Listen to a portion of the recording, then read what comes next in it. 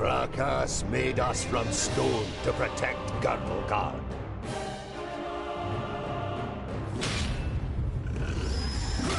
Against orcs, ogres, and all the other beasts of Tion. We are the guardians of Girdlegard. We are the children of the divine smith. We are the Dwarves. Welcome. I am Crazy Wolf, and this is the Den of Gaming.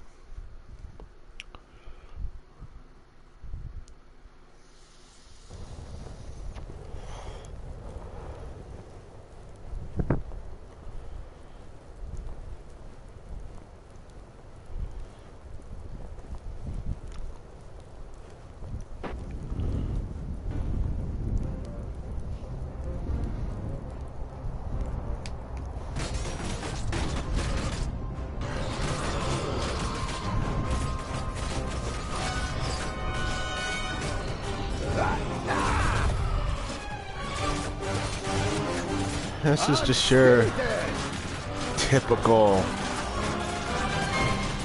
game where they attack automatically. All you really gotta do is just watch your character's health.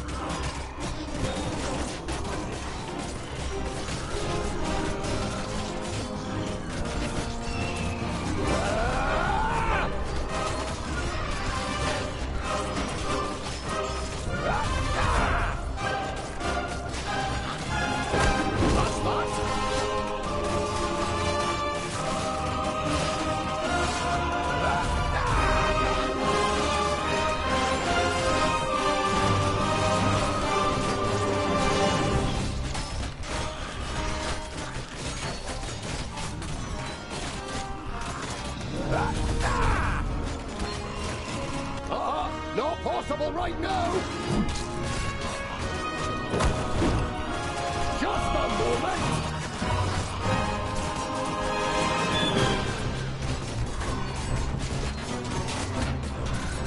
You build up action points, and the game itself, I think, was probably a failure. A present from the workshop.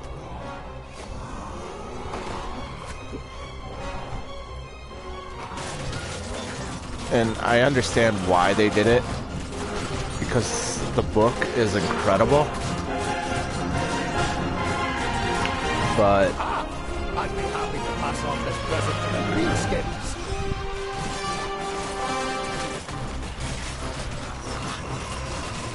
I recommend the book. I highly recommend the book. And again. But the game,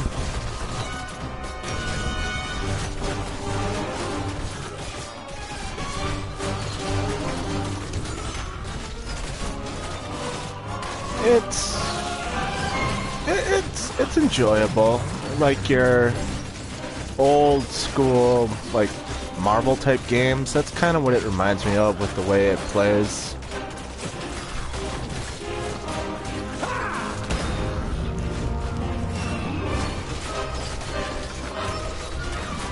Where all you gotta do is watch your health. I mean,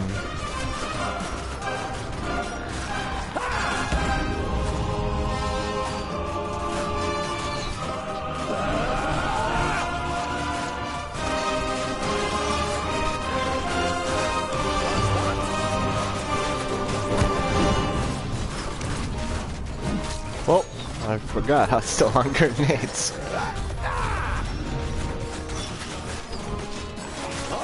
Not possible right now.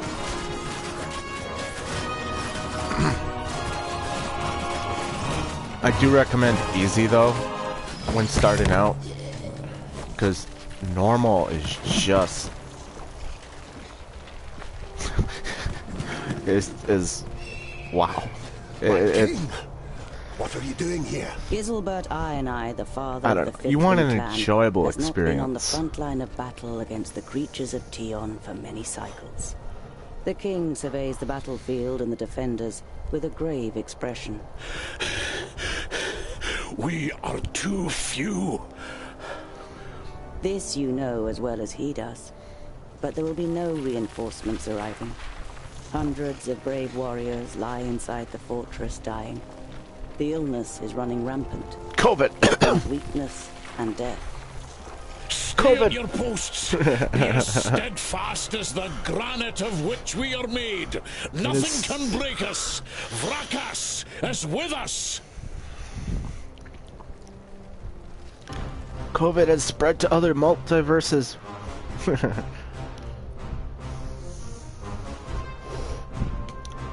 Select blah blah blah blah. It is a lot. It's more fun with once you get more characters, which you know is understandable. Only problem is last time I did this, I kept throwing my Glandolin partner off the bridge with the sweep attack.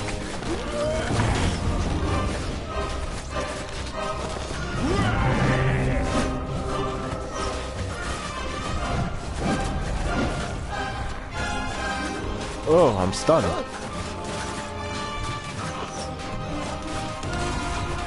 Oh, there they go!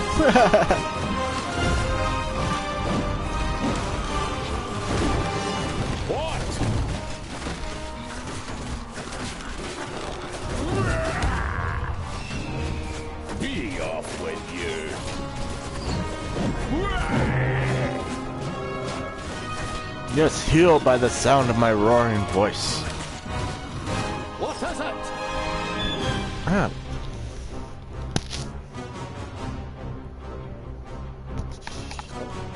I feel weird. Ugh.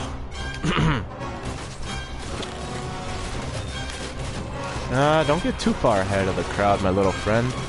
Another one gone. Yes?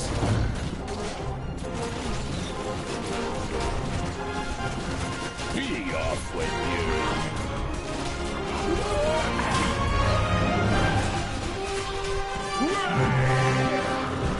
On the way! Yes?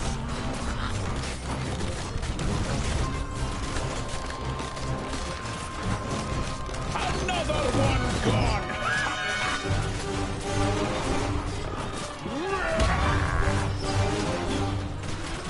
And again!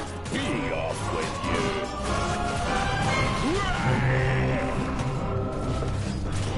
Another one gone.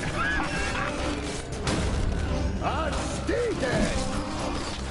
Hammer time. What is it? And again! Be off with you. What? Understood! Another one gone.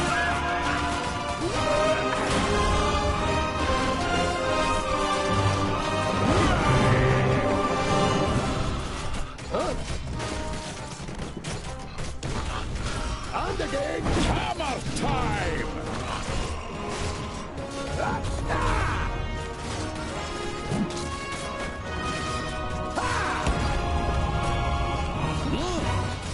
On the way! Let me through. Crowd. That's that!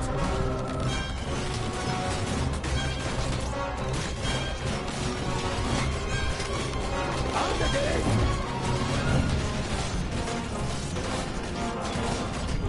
Be off with you.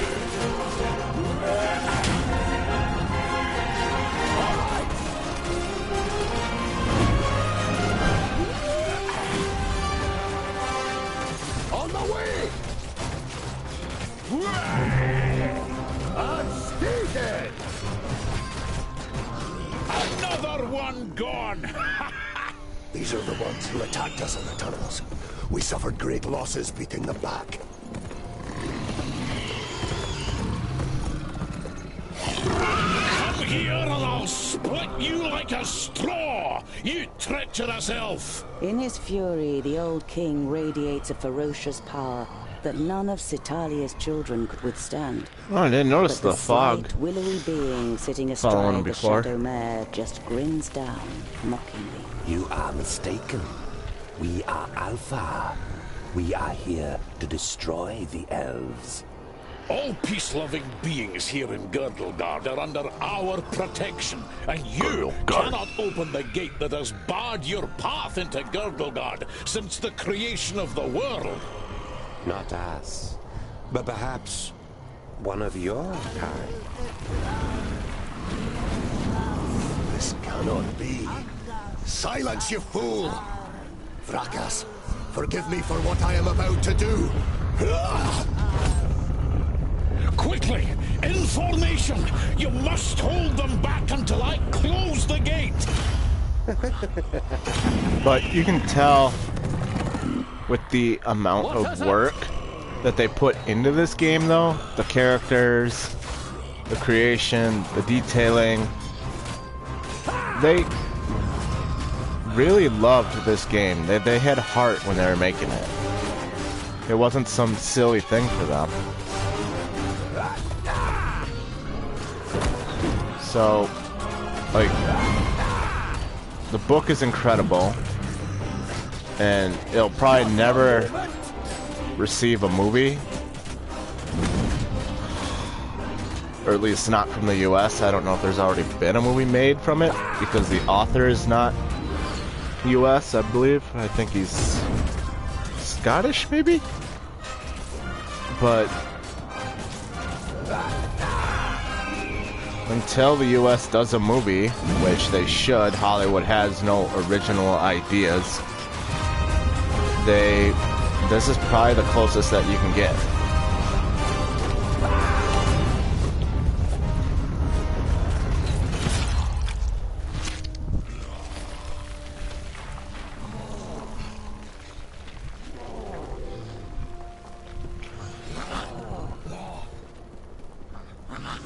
It's not my fault, Lord. They threw the arrows over my head. Ow. What is this? Foreign. Ow, that hurt. Look at me. I am Syntheras, the Reaper of your death. I don't want to look at I you. will take your life, No. and the land will take your soul. No, I don't want to look at your ugly My face. sight, pointy ears, and let me delight at the closed gate a little longer. The gate may have closed, but when you rise again from the dead by the power of the land, you will be one of us, and you will open it. Never! My soul belongs to Vrakas. No, your soul now belongs to the land, and henceforth you will belong to it forever. Now die, and return.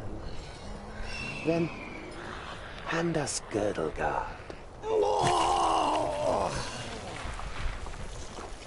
However, it is not a, I don't believe it's a $60 game.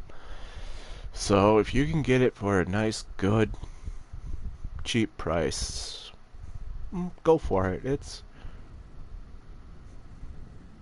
It's still an entertaining. It is. It's still entertaining, that's for sure. See, now that was either 1,000 cycles You're a later or perfectionist, tongue devil afar. 1.35 cycles later. I've got a reputation to uphold. If you can't rely on the metalwork of a dwarf, what I'm can gonna you rely on? say 1,000 years, but that doesn't make sense. But alright, I got something I gotta do real quick, so BRB.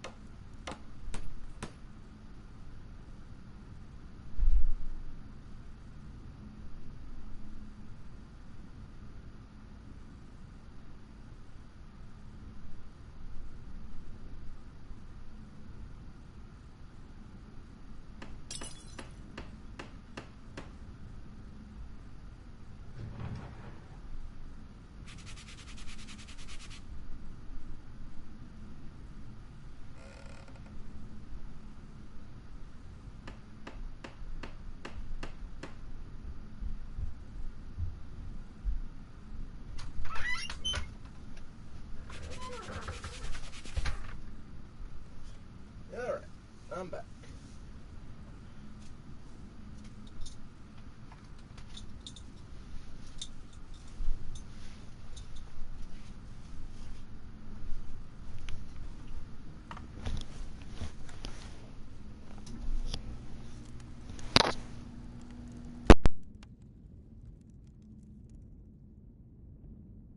What can I do for you? For me, nothing. It's Lot Yonan. He wants to see you in his study. In your mind, you go through all the recent incidents that might have annoyed the Magus. Apart from a few little squabbles with his famuli, nothing worth mentioning happened since the incident with your beard. You nod. Okay.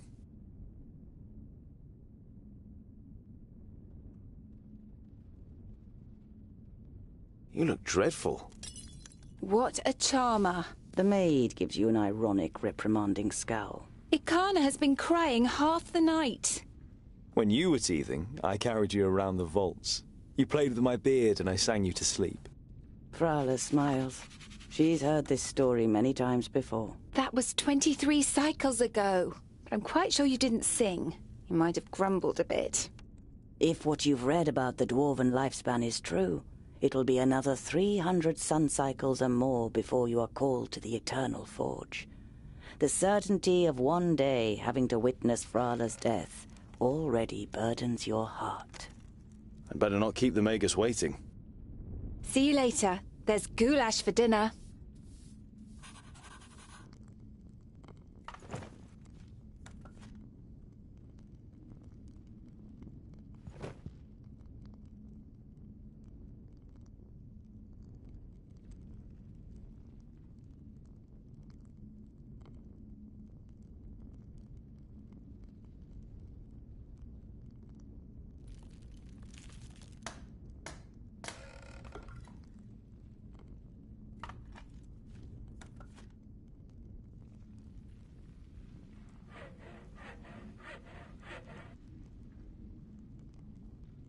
There was a time when you could hardly lift the heavy hammer.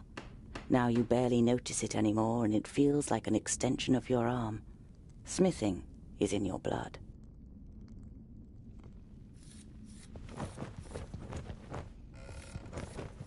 Hey, groundling!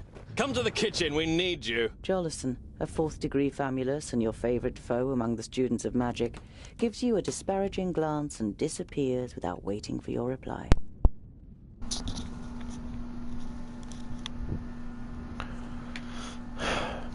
I am still on, right? Yes, I am.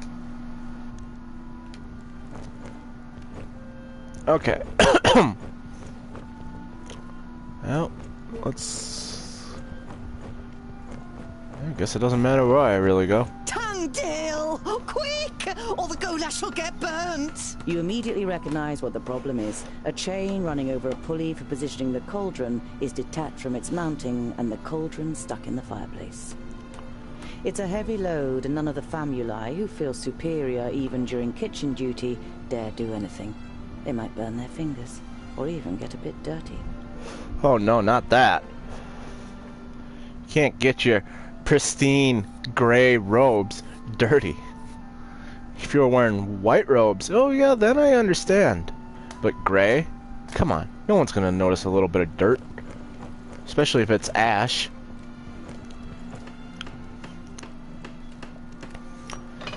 It'll be a waste of goulash. And I'm hungry. Here, hold this.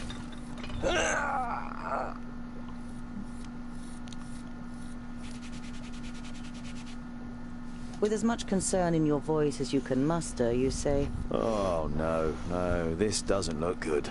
you're pleased to notice he's dripping with sweat.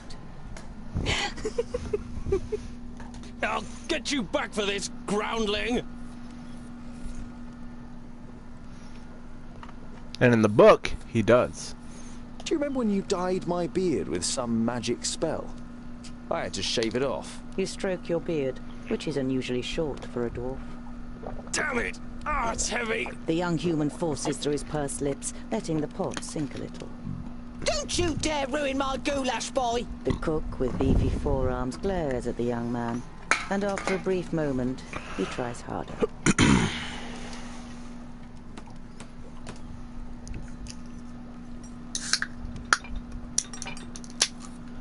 You damned freak! For a moment, you hope the famulus really does raise his hand to you.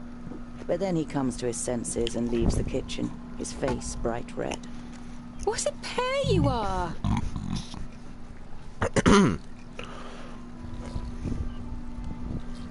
The goulash is bubbling in the cauldron. You draw the warm air in through your nose, and the smell makes your mouth start watering. Vegetables, bread, cheese, but the cook is not to be trifled with. Many painful knuckles have taught you that she knows how to handle her heavy wooden spoon, and that she may possibly have eyes in the back of her head.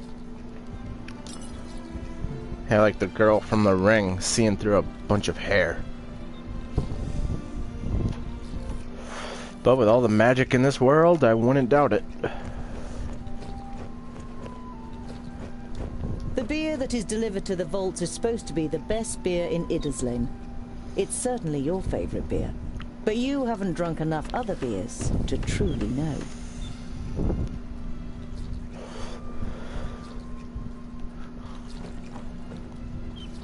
Do you know what Lord Yonan wants? The maid gives you an amused look. She has often accused you of making things more complicated than necessary. Well, she's not going to help me.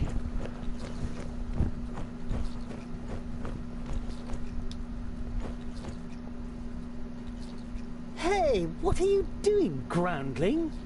We're still eating here. Why don't you go and get your own portion? Well, can you put what's left on the plates on the floor so I can pick it up and eat it? I'm hungry too. The blacksmith. Do you want something? I want food. Did a horse bolt while you were trying to shoe it? It's certainly not on our plates. Oh, they're so rude.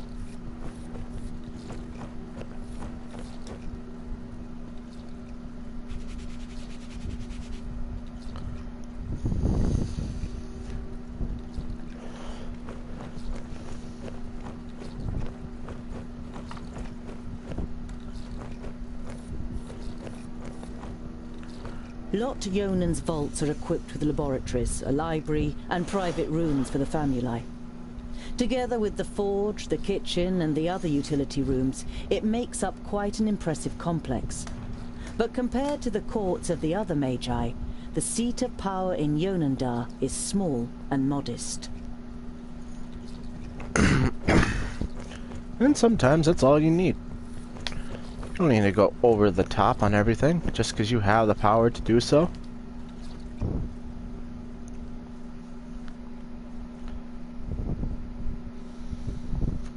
I haven't tried pausing mid-battle and giving commands. I don't know if that will help me or not.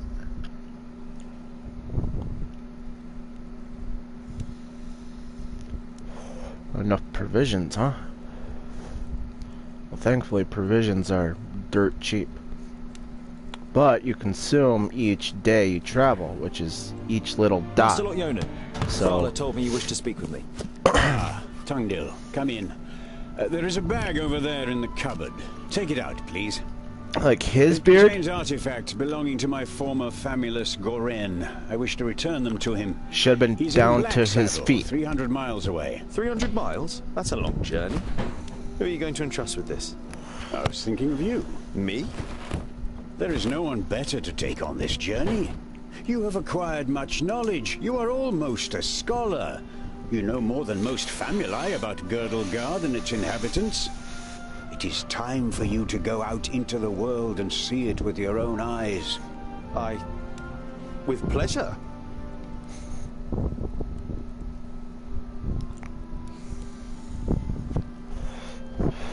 What's in the bag? Magical devices. You better leave the bag closed if you want to avoid any accidents. Dwarves don't really like magic, and magic doesn't like you either. Rakus gave us so much craftsmanship that there's no space left in our bodies for magic. It would have been really Strictly fun to speaking, voice this game. Every time you've been too close to magic, it has ended in catastrophe. Perhaps I'll meet some dwarves on my travels. Yes, perhaps. But don't hold out too much hope. And be careful who you talk to. Not everyone out there likes dwarves. Yeah, goblins. They abduct baby dwarves and sell them to magi, from what I've heard. Not the best bit of business I've ever done. But what was I to do? The Longnoses threatened to throw you into the nearest river. Be on your guard. Look after the bag and don't lose it. May Palandiel be with you. And Vrakas too, of course. I'll set off immediately. I'll see you soon, Lot Yona.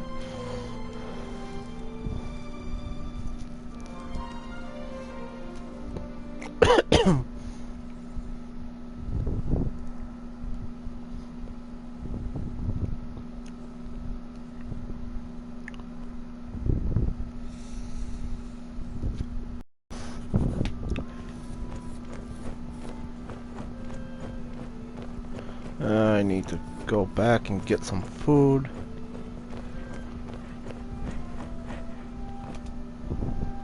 Hello, Frala. Hmm?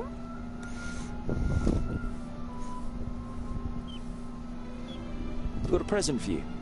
You take out a symbol of protection that you've carefully made from 3 horseshoe nails. It's not the finest jewelry in Girdlegard. One look at Frala's face makes it clear that it doesn't matter. She glows with happiness as she takes the pendant. For me? But why? Because you don't see me as an oddity, and you're like a little sister to me. You could have said, but you settle with a shrug and a crooked smile. I need provisions for 300 miles. You're grinning from ear to ear. Finally, you've got the chance to see something of the world. 300? Tungdil, that's no errand. That's an epic journey. Wait, I've got just the right thing. But make sure the cook doesn't see.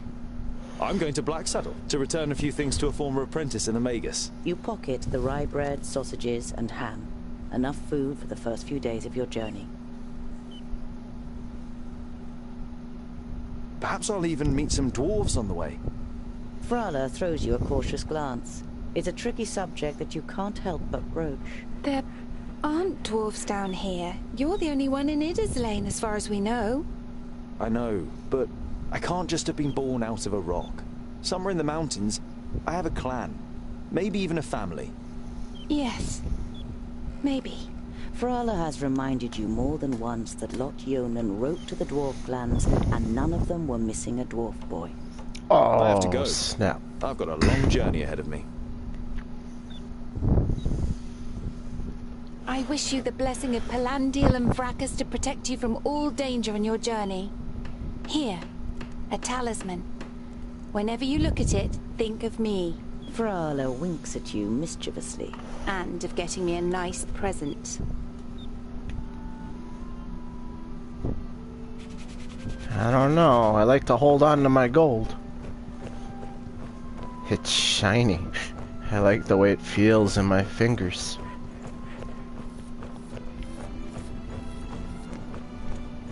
You picture all the fantastic adventures that await you on your journey, and are raring to go. But then you think about the possible forgot to dangers, pick up my and axe. ask yourself how you're planning to tackle this journey without a weapon. With persuasion and reason. My left fist and my right fist.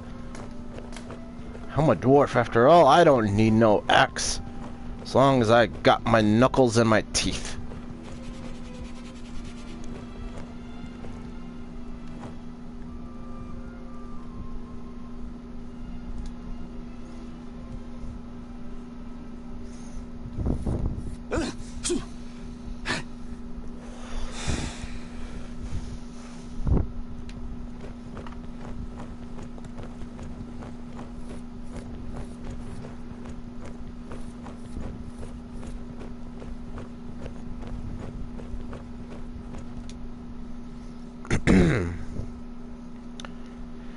Yeah, make use of the environment and don't get surrounded by enemies.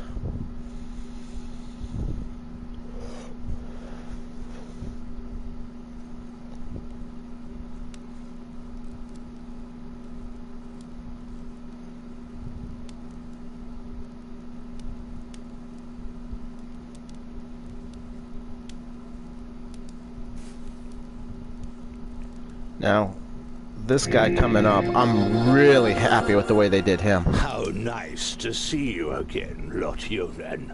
It That must is have accurate. been an age since we last met face to face. Except his staff should have been white. Welcome. Please, sit down. No, I'm John thank you, Goodman. my friend. These are urgent matters, and I don't have much time. You must come to Leos Newton immediately. The perished land is stirring. Are you sure? What makes you think that? I found out about 60 orbits ago, during a visit to the borders. Our magical barriers have weakened and become porous. The Elfar have left their land, and a huge horde of orcs have marched into Girdlegard. Were you able to strengthen the spell with your magic? No. I can't repair the damage alone. We need the combined power of the 6. The other 4 are already on their way here, but we need your help too. I will set off for Parista without delay. Oh, and as you're coming, could you also take the opportunity to bring back the things that I lent to you? Of course. I have them already packed in a bag. Oh, thank you. We'll be expecting you.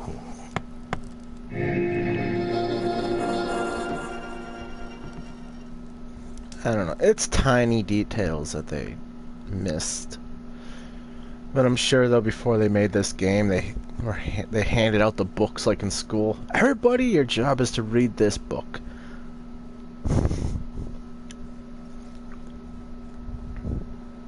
Utterly blinded by the sunlight, you squeeze your eyes tightly shut after only a few steps. The time spent underground has made you so sensitive to light that you're forced to seek shelter in the shade of a mighty oak. My eyes! What is that bright thing staring down at me? You reach a small lake by a birchwood. Your feet hurt and your eyes still sting in the unaccustomed sunlight. But a smile spreads across your face nonetheless. You've covered a decent distance on the first day of your big journey. You pitch your camp and lie down to sleep on the hard forest floor. When you awake in the morning, your legs are stiff and achy. Trying not to feel sorry for yourself, you throw your rucksack over your shoulder. You're a dwarf, and dwarves don't complain.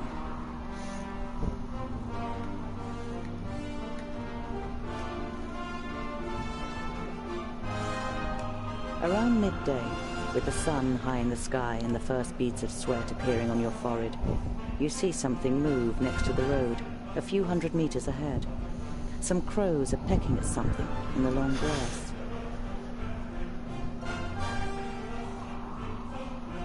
When you see the blood on the ground, you try to convince yourself it's from an animal that just happened to be killed on the road by a hunter. You know this is improbable, and your hope disappears completely when you see 2 human bodies lying in the flattened grass.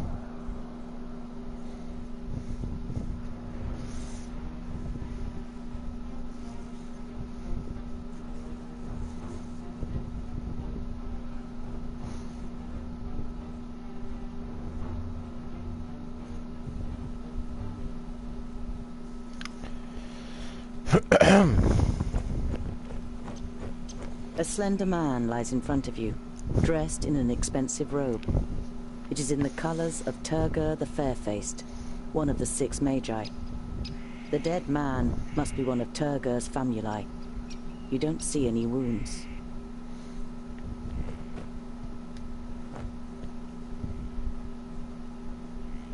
Ivrakas. There are some narrow stab wounds in the man's chest. The cuts are too big to have been made by arrows, but too small for sword wounds.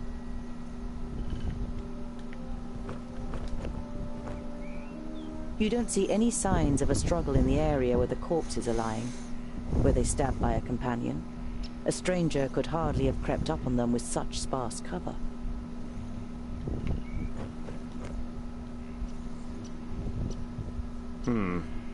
Nothing. Except a pretty bush that smells funny. Nothing again. You halt.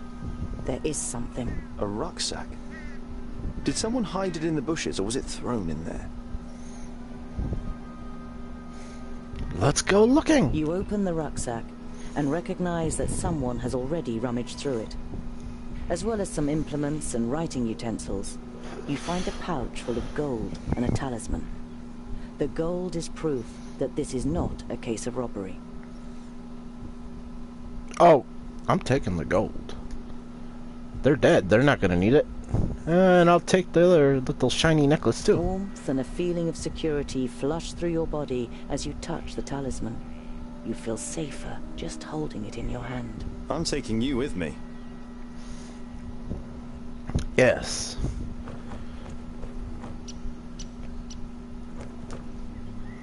You look down on a tall, broadly built man. He's wearing dark brown leather armor that is strengthened with iron plates. There's a sword lying next to him. Was he trying to defend himself against something? Or someone? There is no blood on the sword.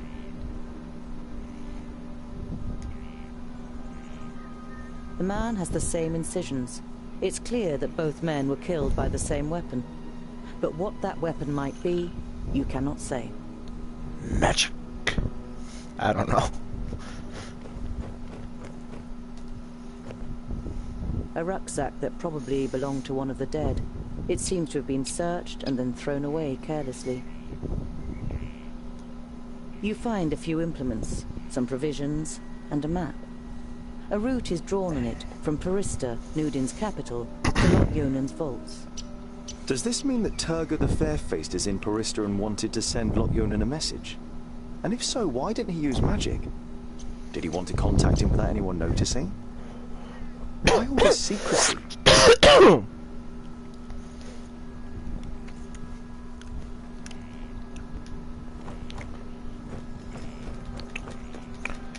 Yep, that's it.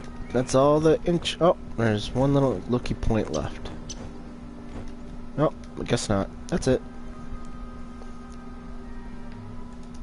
You scour the area once more and ask yourself what to do next. Keep on walking. That's not my job. It doesn't concern me. I'm alive.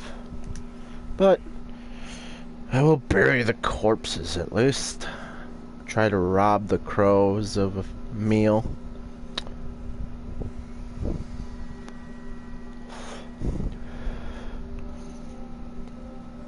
It's time-consuming and strenuous work digging shallow graves in the ground with a stick and covering the corpses with a few stones.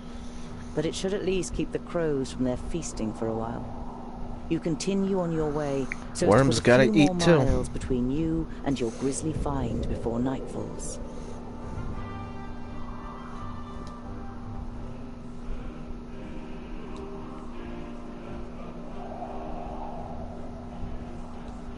You see a flickering light through the trees some way from the path. It might come from a campfire.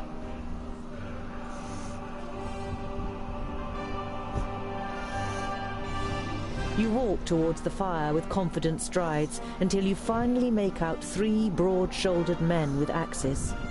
2 rabbits are sizzling over the fire. The men are joking with one another, but you can only understand the odd word. They haven't noticed you yet.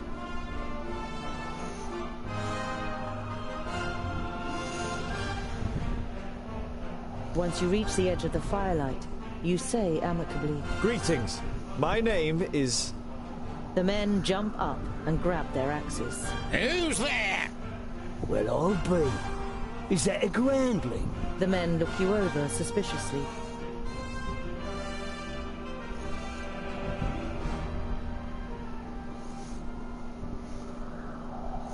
Oh, I'm just a traveler. I'm just out for a stroll.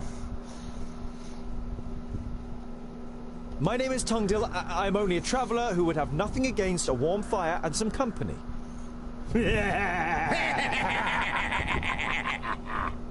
A groundling wants our company. We are honest, hard-working men. Why would we have anything to do with groundlings? Be off with you. The man strengthens his grip on the axe and passes his tongue over his yellowed teeth while keeping you in his sights.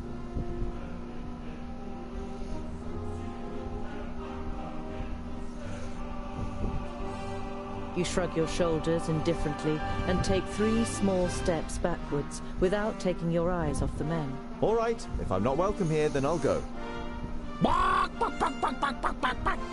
Good. And don't even think about coming back to stab us in the back or steal from us. We'll keep guard. There's nothing here for Groundling scum.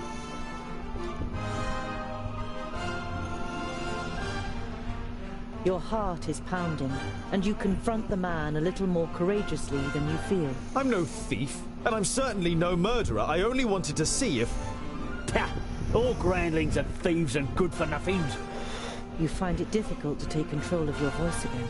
Have you met many dwarves? Enough to know that you're all dirty thieves.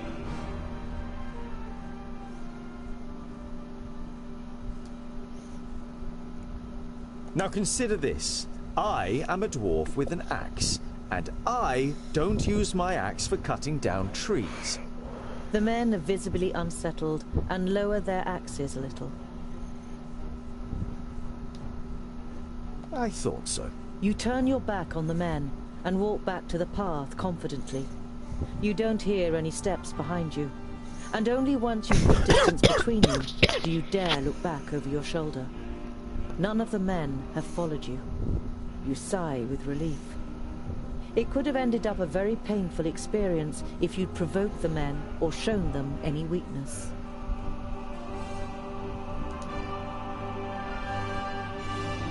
As the gable end of a small farmhouse and a barn appear from behind a hilltop, you hear the loud cries of children at play. A girl runs along the path laughing, followed by a small boy with a big stick in his hand. The boy is trying to catch up his sister with a determined look on his face, but is finding it difficult to keep his short legs under control on the uneven path.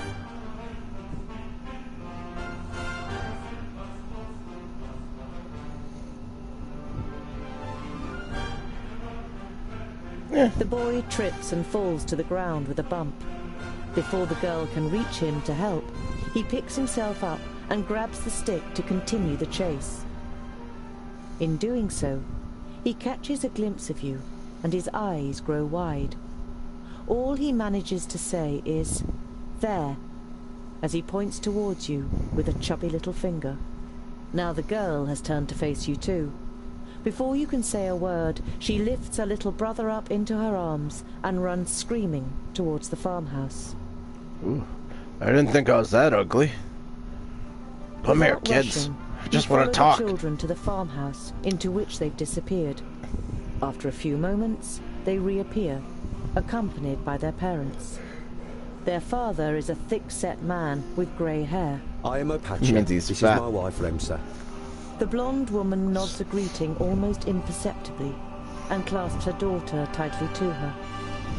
She looks you over with an anxious expression. It's a pleasure to meet you. My name is Tungdal. You try to make your voice sound as harmless as possible.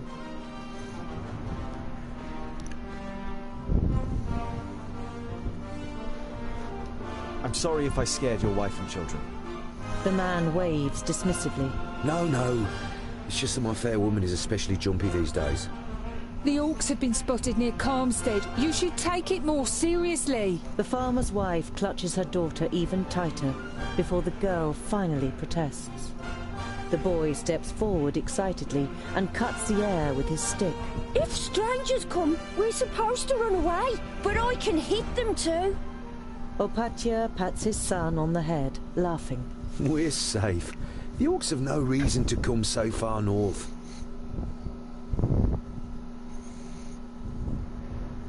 Wouldn't it be better to move to one of the bigger villages if there are orcs around? The farm is our livelihood. We can't just leave the place. The fields don't look after themselves. King Tilagorn's cavalry will take care of the orcs, or Lord Yonan and his magi. But the cavalry can't be everywhere at once. Peasants. Even a handful of orcs would be enough to finish us.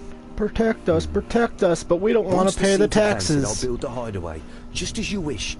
But what use is a hideaway if we've nothing to eat in the autumn?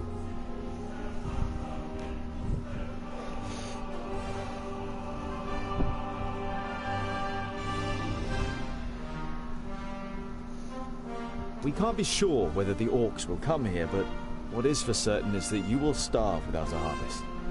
That's exactly what I said. Opatia lays a hand on his wife's shoulder. Don't worry, I'll build a hideaway as soon as everything else is taken care of. But... Trust me, even the good dwarf here says it is so. And if anyone knows about orcs, then it's the dwarves. Remsa nods slowly, then looks towards the ground glumly. If you say so.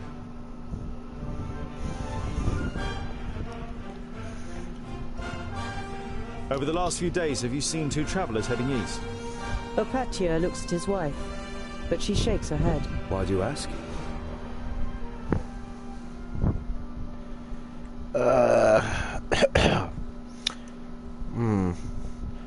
See, these people are jumpy. Well, they are, but he's not. But, and the children are there. I don't need to scare them. And we all got to move on eventually. You wave dismissively. Oh, nothing. They were just friends that I was hoping to meet. You bid farewell and set off on your way. The children follow you for a while, before saying their goodbyes in laughter and running back towards the farm.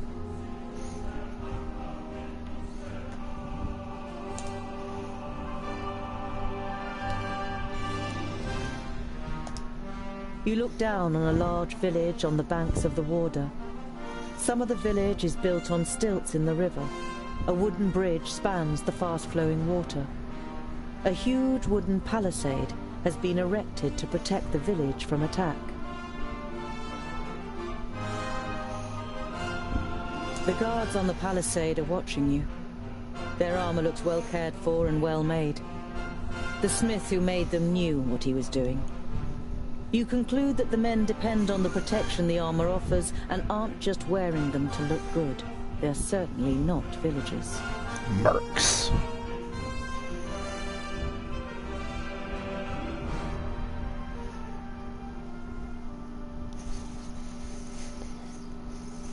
Which is probably what I would have done back in this time era, but I've always said back in this time era I would have been a candlestick maker, because everybody needed candles. It would have been safe, honest work, because everyone needs candles. You go around to those burnt out candles, you wax, you do it all over again. I would have been a candlestick maker.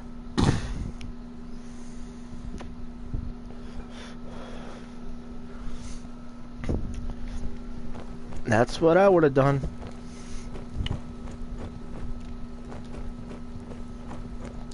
There are small fires burning every 50 steps or so.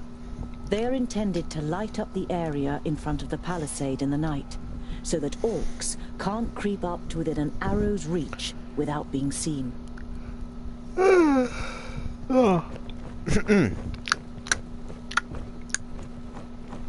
I have figured out, though, this is the type of game where you want to investigate stuff, because then it allows for more dialogue options.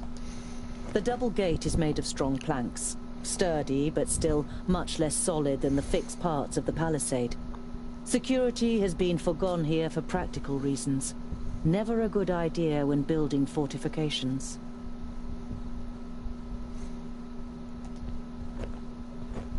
Some of the guards begin to whisper as you near the gate. Hello up there! What brings you to fair good water? And have you seen any orcs on your travels, groundling? The man leaning over the palisade eyes you up and down carefully. Goodwater is well known for its hospitality. A fact that you've just made up yourself. Let me in, and I will tell other travellers all about it.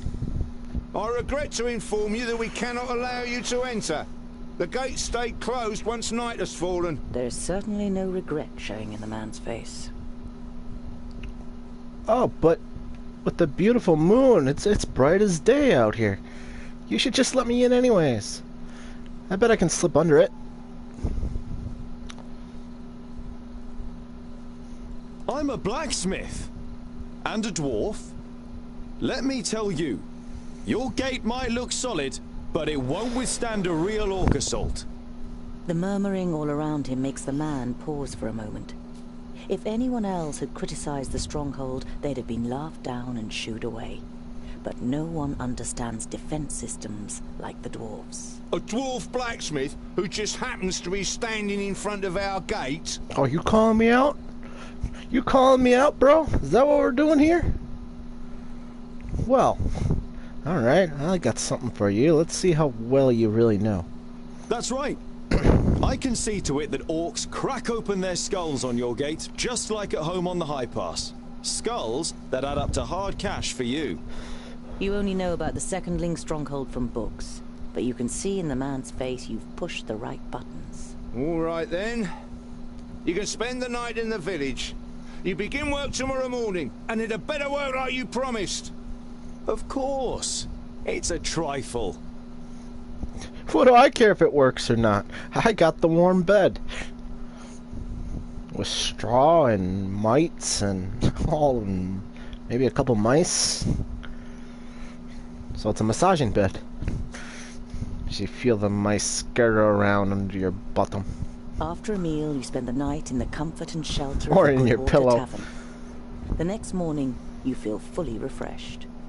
You strengthen the gate with cross braces of wood and iron, using your experience and skill. Now it should be able to withstand an attack for much longer. Mercenaries and villagers alike watch you work, clearly impressed. As you finish, a man approaches you. Well done, dwarf. We were right to bring you into our village. The village grew rich through bridge tolls, and this wealth must be defended. Of course, defend the wealth.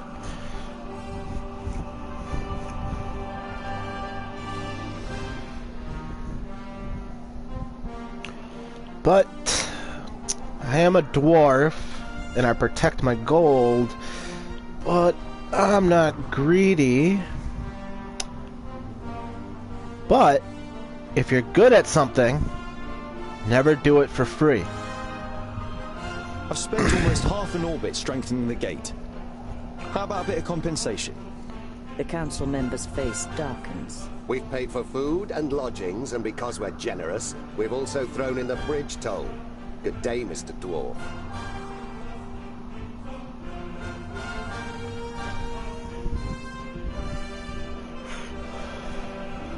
Are you sure? I didn't see my gold go up at all.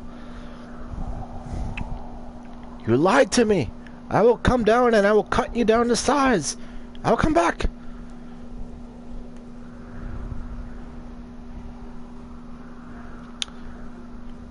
I know this continues my story, but what happens if I go this way? Oh wait, I can't. There's still a river there. I have to cross the river here. This tiny little blue line, and I can't get across it. And I'll just waste provisions. Yeah, go to the riverbank. Ah. An uneasy feeling has been your constant companion since you left Goodwater. Every little sound in the forest makes you fear you've been discovered by a horde of orcs. But it turns out just to be a rabbit. You reach the end rabbit. of the day without bumping into any of the greenskins. It seems as though Vrakas has granted you one more day in Girdlegard. Just one? As night begins to fall, you pass a large oak tree and decide to call it a day. Near the oak tree is an abandoned camp with a fireplace, which appears to be a couple of days old.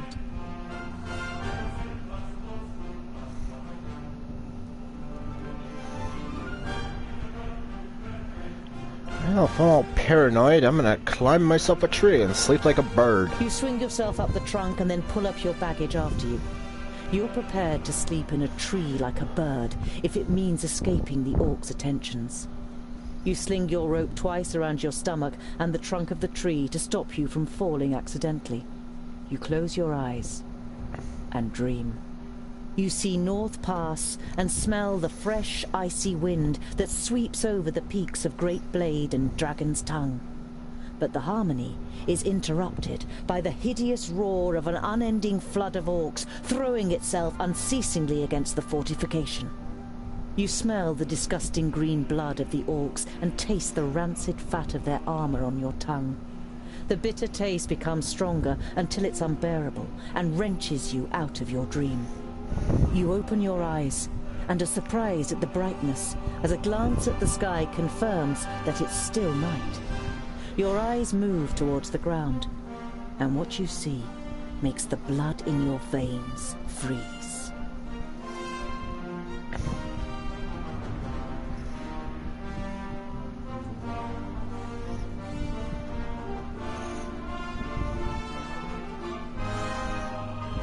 Well, blood in my veins would freeze too if I saw two orcs getting it on.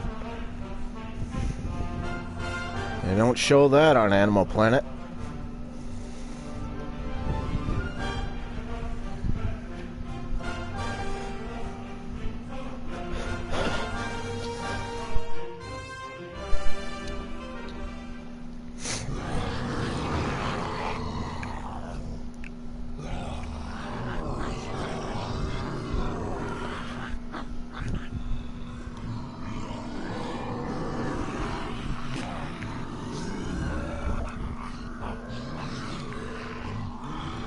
I am Sinthras of Son Balsor. My master, not on the Doublefold, ruler of the perished land, has elected you, the lords of Taboribor, to be the sword that conquers the south. You mean you want us to put our necks on the line and be killed by some magus? Lord Yonan and the others will be taken care of.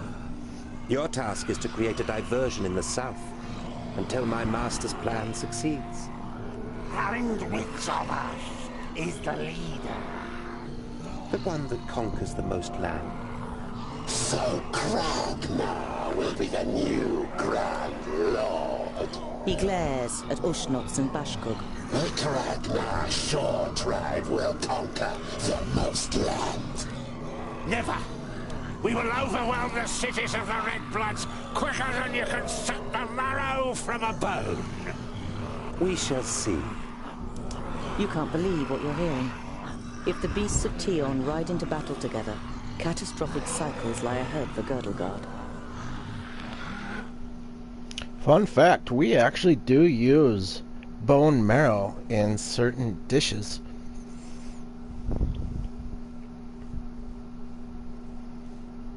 So in the end, we as humans are no better than the orcs. But yeah, in certain dishes out there, you can get bone marrow with it. Right? It requires bone marrow to make it.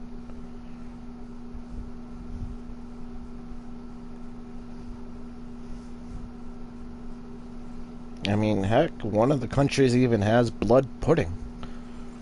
Made from shark blood, I think. The night in the oak tree was the worst of your life. You spent every single moment afraid that you would be found and savaged by the orcs.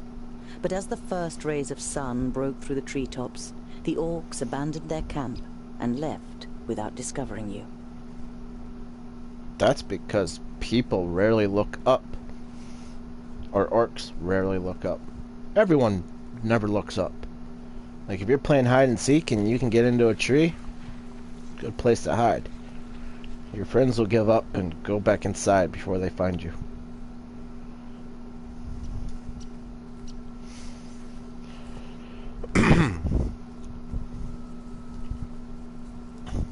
Bloop.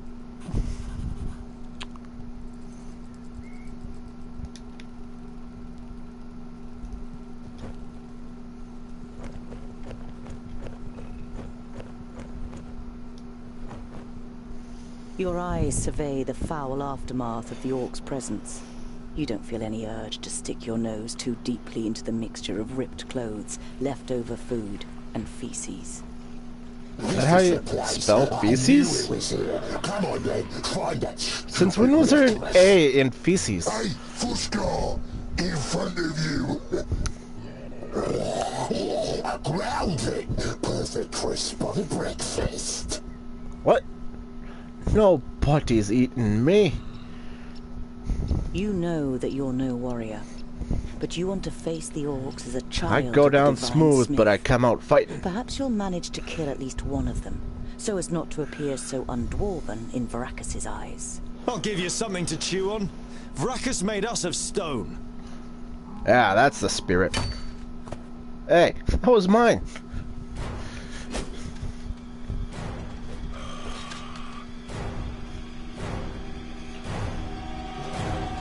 Oink, oink, little piggies!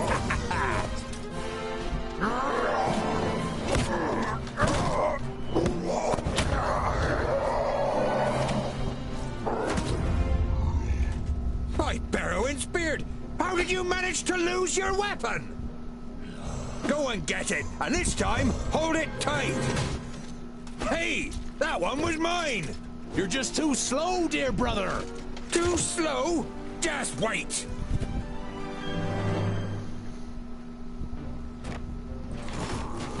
Wait, yo! Wait, I gotta get out of here. Of course! Yeah! Ah, they keep surrounding me. And what now?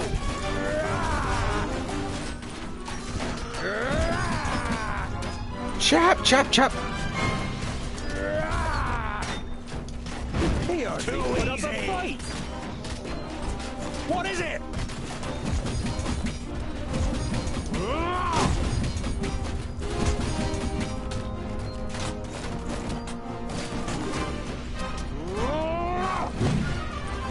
Who's next? Again. All right. Of course. Yeah. He hardly put up a fight. Yes. And what now? Pow! Another one bites the dust! Too easy! Yes. They're hitting me pretty hard. He hardly put up a fight.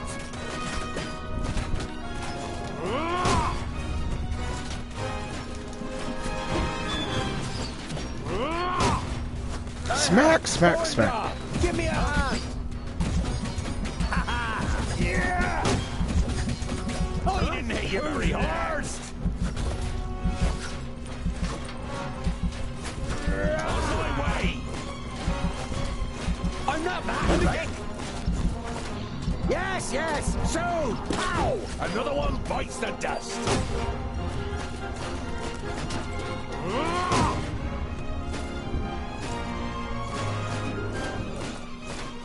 I'm with you.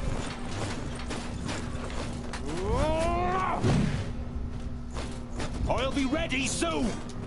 Don't rush me! I didn't hit you very hard! Yeah. Please wait a moment! I can't do that yet. And what now?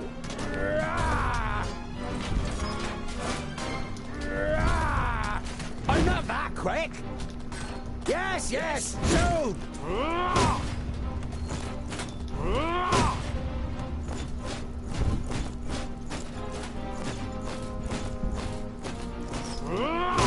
I'll be ready soon!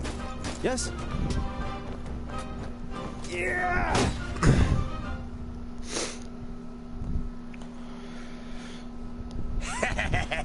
See, I'm on easy, and they still tore my health down. No more orcs. Well fought, young friend. Do you happen to be tongued ill? Well fought, but he fought like a. A newborn. What do you expect? He grew up amongst the humans. Who are you, and how do you know my name? My name is Boendal Hookhand of the clan of the Swinging Axes. This is my brother Boindeel Doubleblade. We've been sent to find you. Call me Ironheart. Are there any more piggy snouts around here?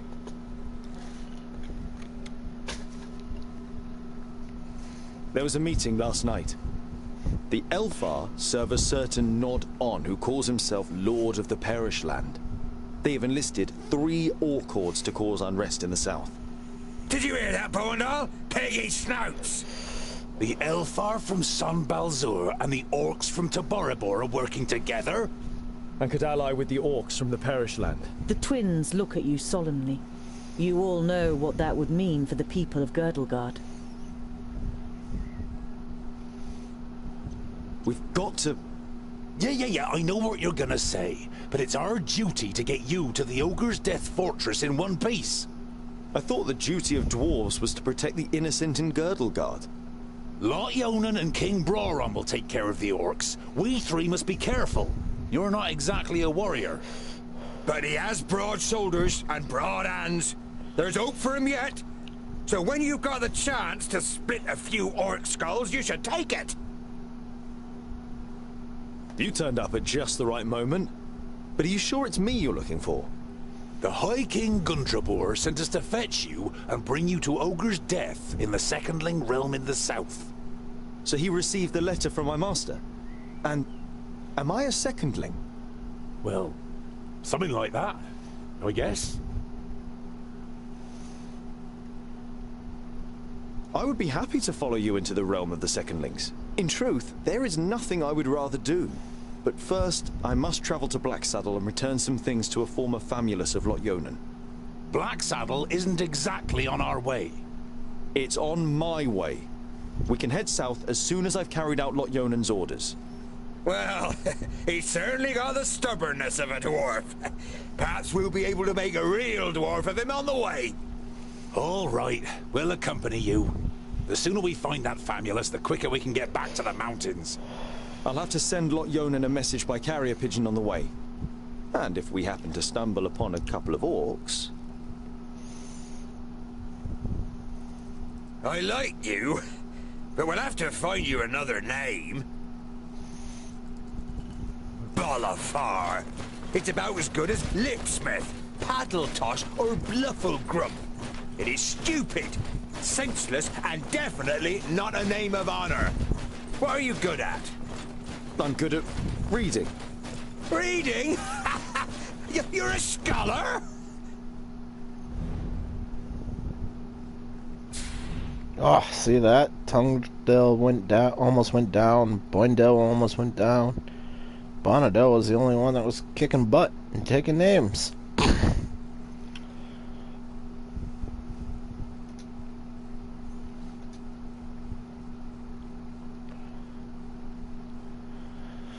I could sweep an enemy off the feet, but this one will deal several damage to several enemies and knock them sideways.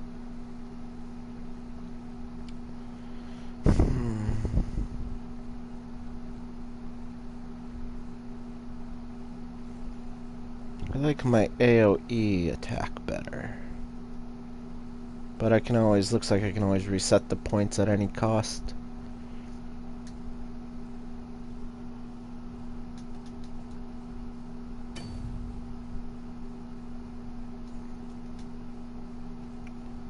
Oh, it does change. See, I thought, because I used to be playing on normal, and I received the healing potion.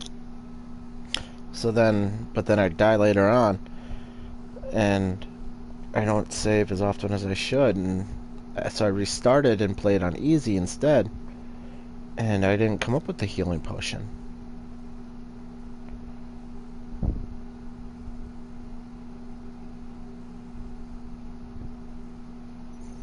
Definitely be equipping this.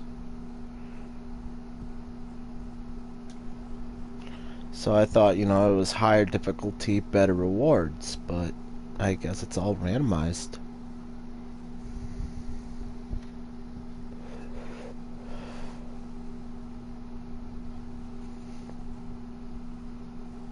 But I should really save.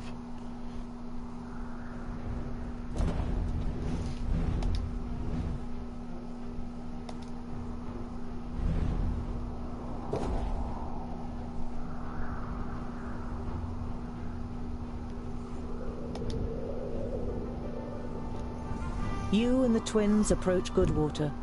A huge army of orcs has surrounded the village on 3 sides. You see smoke and fire and hear the battle cries. The village is holding out, but for how long?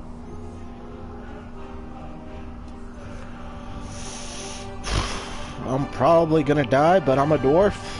Let's get some orcs.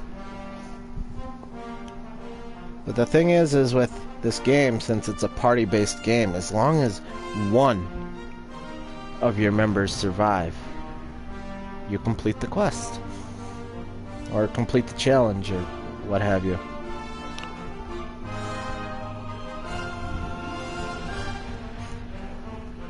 Oh wait, no. No, if you die, you're out. Yeah, the game resets and it's like one of your characters is dead. Now it's getting exciting. Archers in front of them, 3 dwarves behind. I wouldn't like to be in their shoes. Alright, I need to give... Let's...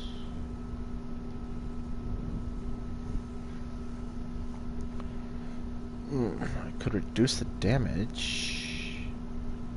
Or I could give him health. But this is the guy who needs the potion.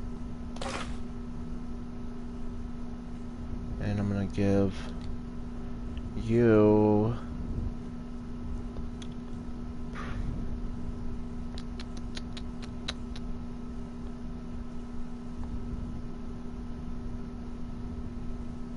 Let's try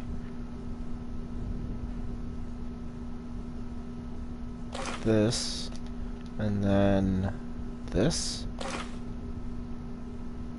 See, now I wonder if this item stays with me, or by using it, do I lose it? We'll find out.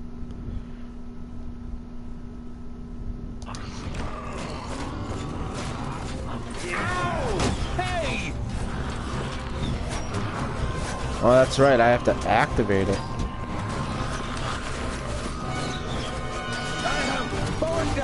Give me a hand!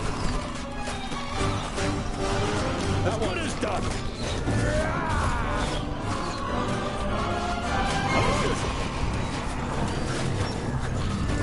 That one is done! I'm not that quick! Ow! Need help here! Quickly! Your axe is over here! Don't push me! Boinda! Give me a hand!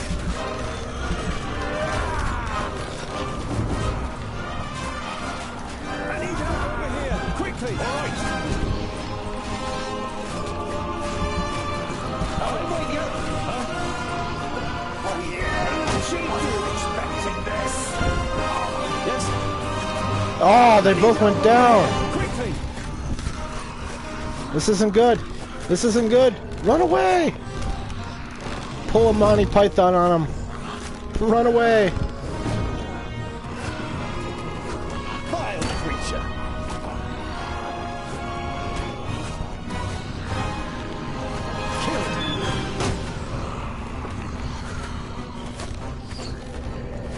Ah! It's chasing me! Vile creature! Can I pick him up? Nope. Yeah. Shit. Oh no, no, no, no, no, no! No! I'm on fire! My buns are burning.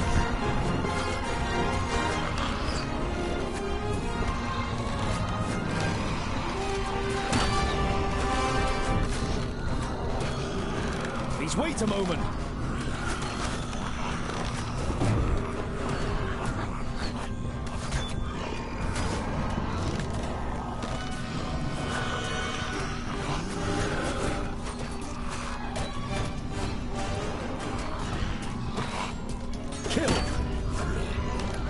Did you see that, men? Now they are warriors! What are you talking about? You down 2 of there. them are on the I'll ground. send you some reinforcements! Let's stick it to those runts! Alright then, stay close to us. There is no us, only me. Vile creature!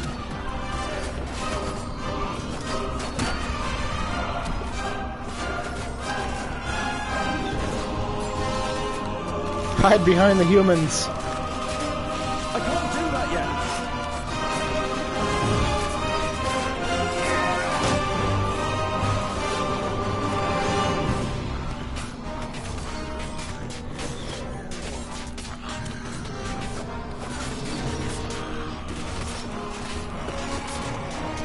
Push them into the fire.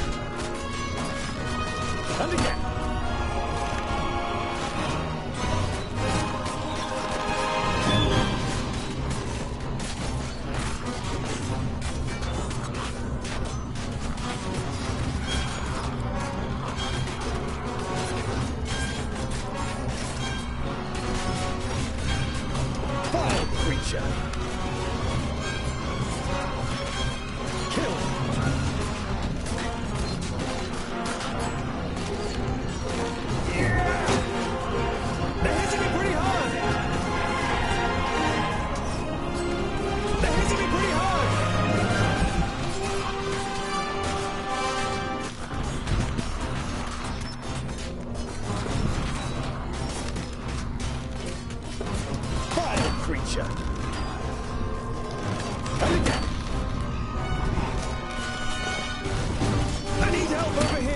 quickly!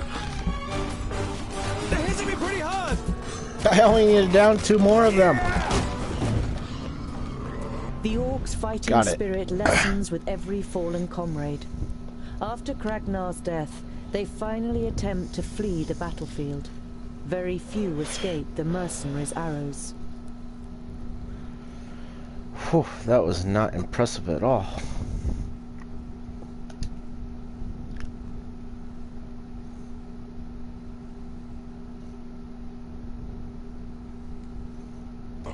The leader of the mercenaries approaches you, surrounded by his soldiers.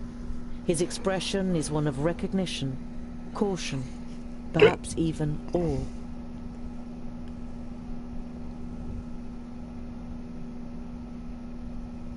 You're the groundling, dwarf, who reinforced our gate a couple of days ago. It served us very well, just as your axes have. A young mercenary runs towards you. He has something in his hands that he clearly wants to get rid of quickly. Commander, we found this on their leader.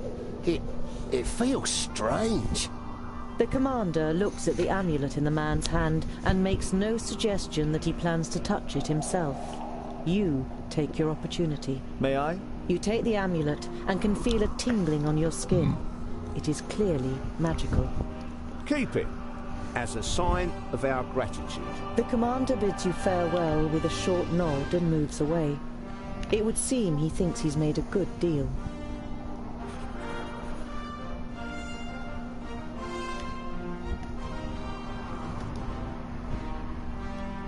Oh no, they're attacking the little people, but I'm not in position to help them.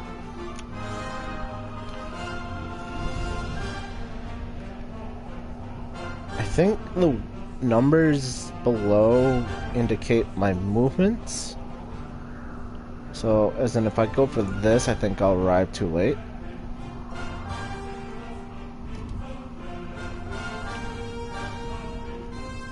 Oh, it's still there.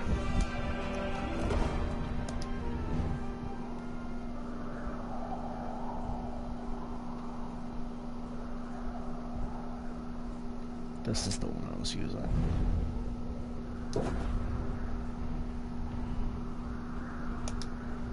And there they go. Axeldale is shrouded in an eerie silence as you approach. There's not a single fishing boat on the river, and many of the houses are now just burnt-out ruins. The big-nosed beasts have made a grim job of it. Seems they don't like fish. Boendal gives his brother a reproachful look. There are dead bodies everywhere, but it seems to you that there should be more of them. For a brief moment, you hope that the villagers had fled. But then you realize that the orcs were probably hungry after their victory, and your stomach turns. Boendal lays a hand on your shoulder. Let's go. There's nothing more we can do for these people. But maybe there are others we can help.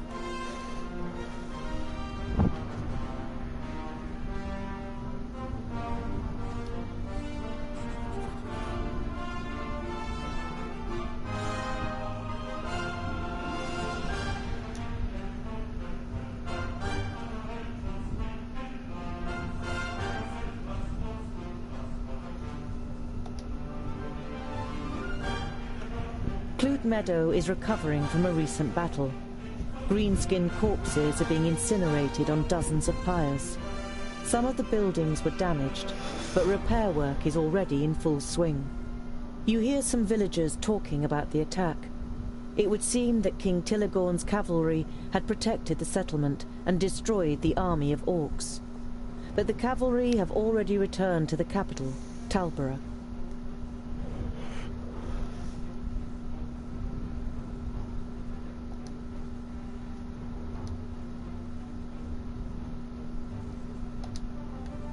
You near Talborough, the capital city of Idderslane, which nestles in a valley on the edge of the Misty Vale. In the city you hear that King Tilligorn and his cavalry have returned. You head to the parade grounds, where you see a broad-shouldered man, about 40 years old, inspecting a group of soldiers. You are King Tilligorn, Lord of Idderslane, aren't you? I have seen your portrait in books. The tall man sounds that costed me a pretty penny. But vigilant. You are correct, my friend. This is the first time I have met an educated dwarf. And it's the first time that I've met a king. You reply, quick-wittedly, yet truthful. The king cannot help himself but smile.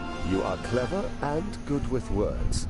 A sharp tongue is sometimes more valuable than a sharp axe in this world, and more dangerous.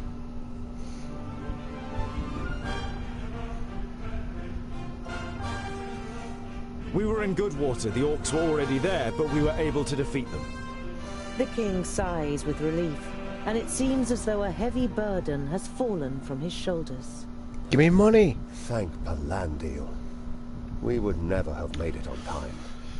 We rode for 4 days and 4 nights to get thus far. I didn't want to stop, but the horses needed rest, and we had to take the wounded to the So then you capital walk for the orc horses. onslaught.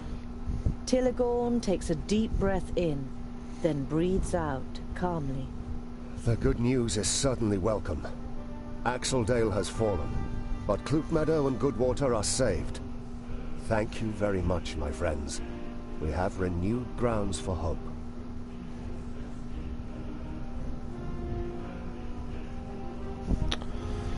I don't know what the little number under them mean. But I need to head towards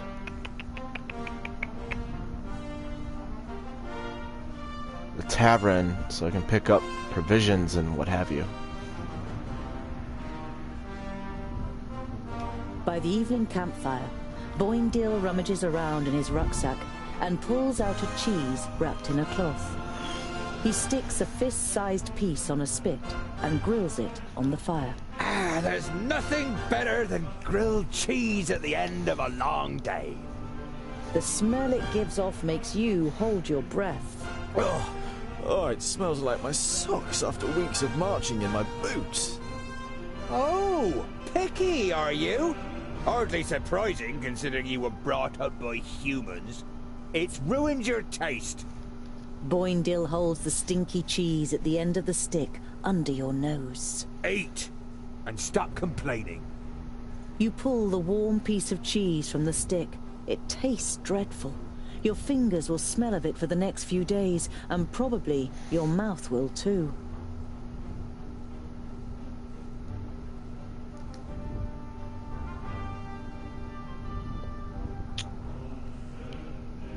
I don't think I'm gonna make it.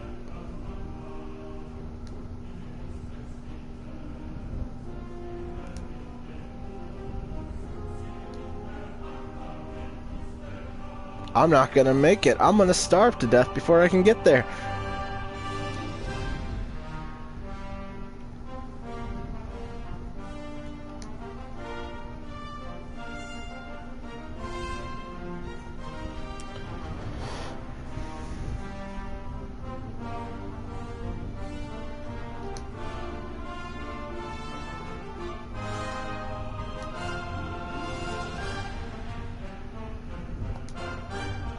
You arrive at a crossroads with a tavern on the corner. A warm light is emanating from its window, alive! lighting up the road around it. A stone sculpture of a sheep stands in front of the door, and above it a sign, swaying gently in the breeze, reads, "The Stone Sheep."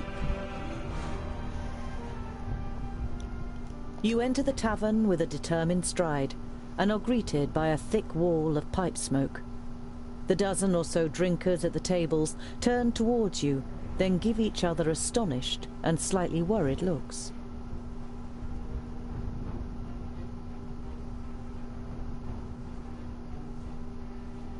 In the tavern, there are half a dozen people sitting at the tables, and just as many at the bar, clearly farmers and labourers from the surrounding villages.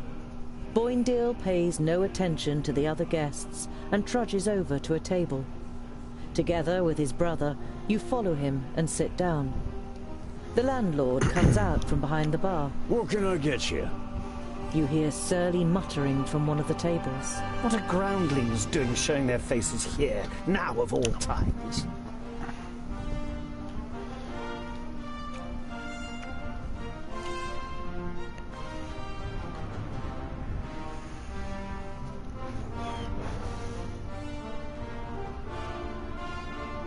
I got the gold. You stand up and turn to the room. This round's on me. The faces of the guests and the landlord brighten up immediately. The landlord gets to work pulling everyone a beer and handing out the tankards. Some of the guests say cheers to you as they get their drinks.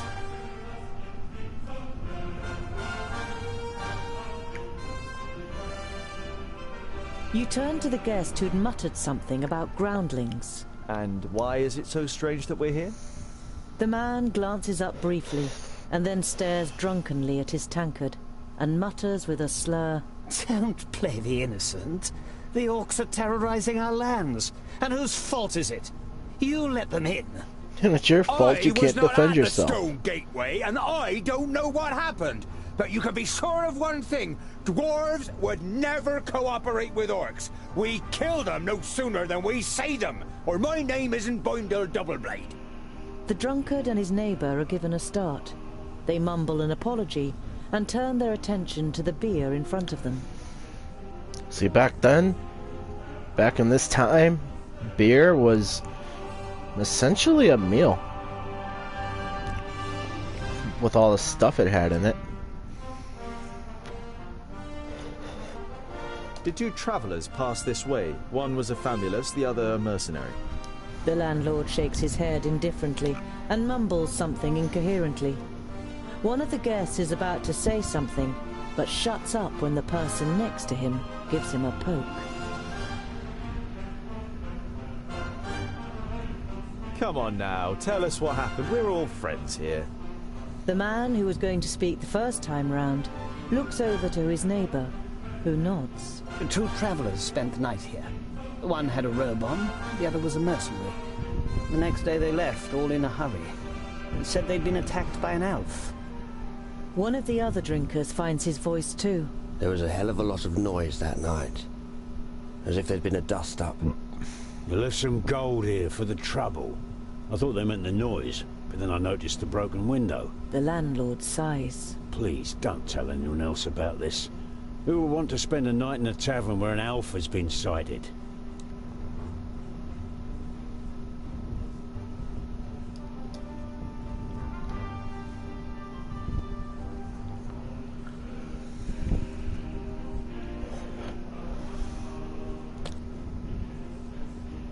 I shall buy all your provisions, for no other travelers can have them. I'll buy everything.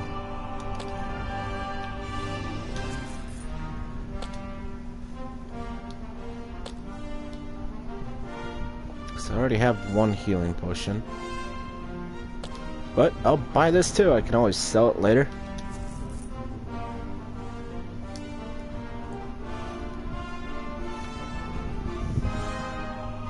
We're tired and long for a proper bed. Of course, gentlemen. You spend a restful night in the tavern, and then head off on your way again. He called us gentlemen.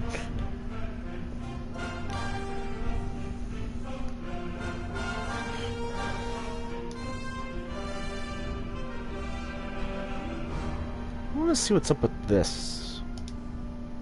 Now that I have... Wait, where are all my provisions? I bought provisions, why are they not up there? Did I not buy them? Once again, you walk... I thought I bought them. Oh, I must have clicked the wrong button.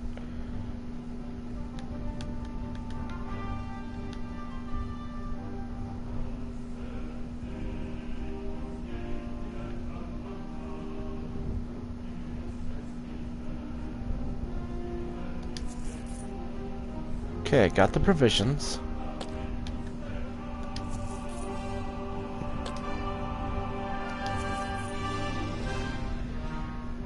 Oh, I think I clicked cancel. There.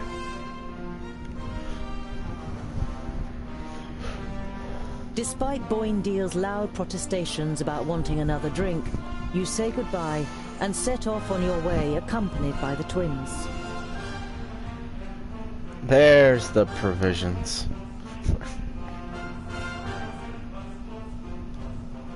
A colourful trader's wagon drawn by two stocky horses is and I coming just towards spent you. all the gold. A small man is sitting on the box seat, and as soon as he sees you, the wagon slows down. As it draws to a stop next to you, you realise Watch, I'm gonna that the regret driver spending all isn't that human. gold. He's a dwarf. Greetings, my friends. All too rarely does one meet wayfaring dwarves around here. You can call me Mort. Greetings, Mort. I am Tungdil. This is Boindil and Boendal. You are happy to meet another dwarf, and such a friendly and eloquent one at that. Wayfaring dwarves may not be common, but a travelling dwarf trader? Now that really is weird. Then you see what great luck it is that we've met like this. Come, have a look at my wares. I'm sure you'll find something to make a dwarf's life a little sweeter. I'll make you a good price.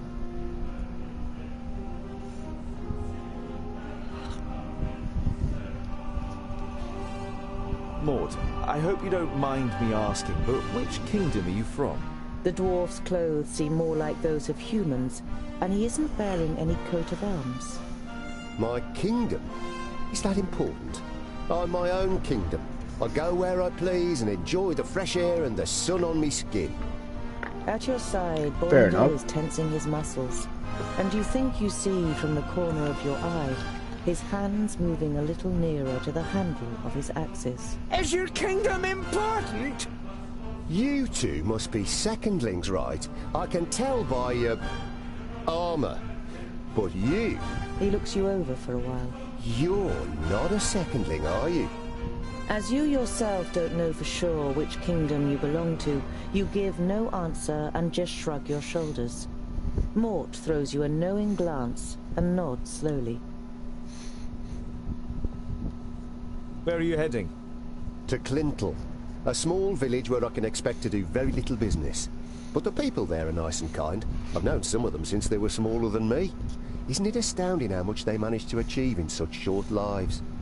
After glancing at Boindil's grave expression, Mort continues unfazed. I can say in all certainty that there's not the same ambition to make a difference and change things in our halls. That is because there is no reason to change things if you do them right first time. We dwarves think first before acting. As it is Boindil of all people making such a claim, you're sure it must be a joke. But your friend continues to eye the trader with a serious and distrustful look.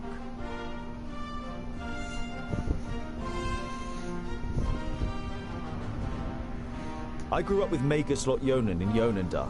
I would have given anything to meet someone like you. I rarely leave this area. People know me here, so the abuse isn't too bad. Mort shrugs his shoulders, as if it were no big deal. When he sees the concerned look on your face, he adds, I don't blame them. It's our fault too. We turned our backs on other races. People fear what they don't know. Ah, good, just provisions and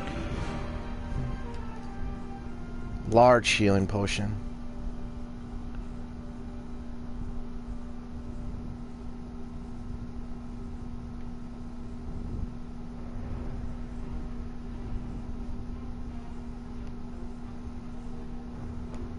I guess I can afford it.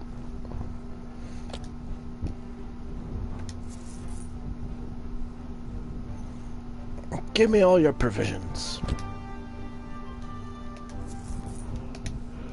And now I'm broke. We must press on. It was a pleasure meeting you, Mort. Mort smiles. The feeling is mutual, Tungdil. Fracas be with you. Mort spurs the horses on, and the colourful wagon jolts into motion. You shouldn't be so trusting. The wagon is no more than a few yards away when Boindil looks at you reproachfully. A dwarf who lives alone among humans for years on end and disowns his kingdom? Don't you know what that means? Nope. He's an outcast, Tungdil. His kingdom and his clan have banished him. It's a severe punishment, only dealt out for serious offences. The twins enter into a long discussion about what crime the trader may have committed, and go on to teach you the basics of dwarven law. As dramatic as their accounts may be, you didn't have the impression that Mort was a criminal, nor that he suffered particularly from his exile.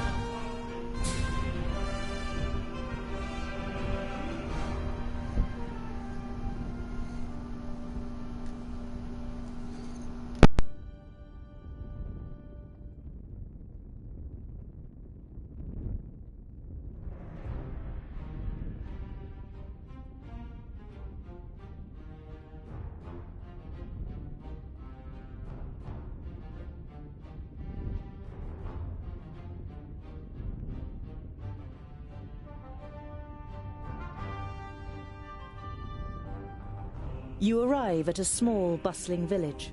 One thing is clearly missing from the lively scene. The sound of metal on metal from the village smithy that would normally be heard above everything else at this time of day. A dour, grim-looking man is sitting in front of the forge with his right arm in a sling.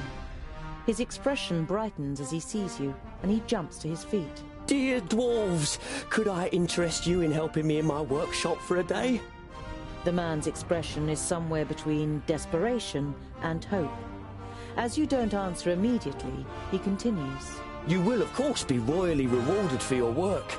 I can offer you 100 gold pieces.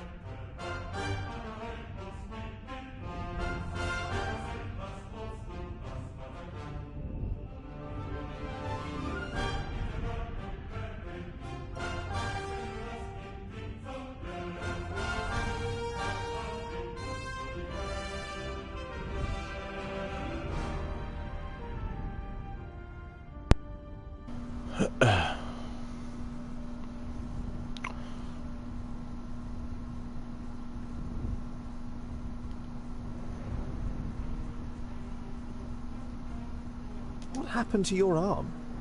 A stupid accident. A box of blanks fell down. I was trying to catch it. It will heal, fortunately, but I won't be able to wield my hammer for a while. You must have quite a backlog of work. You nod sympathetically. You always felt bad if you were ill or couldn't work in the forge for some reason or other. Loads. But if what I hear about the metalworking skills of the dwarves is true, it will be easy for you to manage it in a day.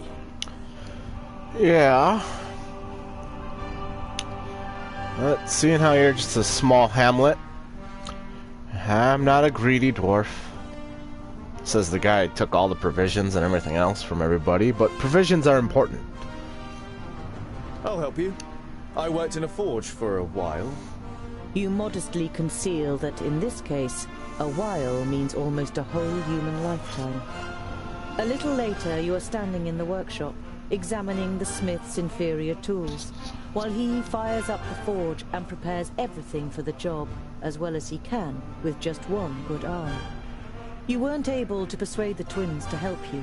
As warriors, they'd rather go hunting, Boindil declared. But you think it's more probable that you'll find them drinking beer. But you don't care. You're excited about being able to smith again, after such a long time. Hours later, you have forgotten everything around you. The heat of the forge, the sweat on your warm skin, the play of the flames. You're in your element, and work as if in a trance. The smith left the workshop ages ago, with a satisfied grin on his face. Wait, I'm talking to you. You look up in surprise. Everything but the beating of the hammer had ceased to exist, and you didn't notice that someone has come in. Ah! Can you do it? You scared You immediately me. dislike the middle-aged man. He sounds you out so doggedly with his light grey eyes that it feels as though he I wish wants I to had look grey right eyes. through you and into your deepest thoughts. The man points to two horses. Those two, in 1 hour.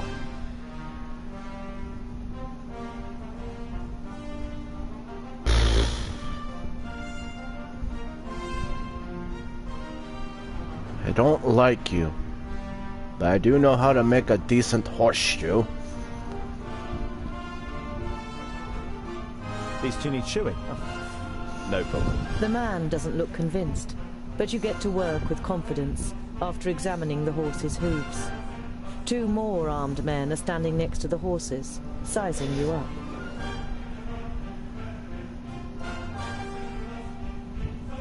So, you're mercenaries, I take it? You're only trying to engage in conversation, but the man looks at you incredulously, as if he didn't expect dwarves to be able to talk. Something like that. Got lots of work?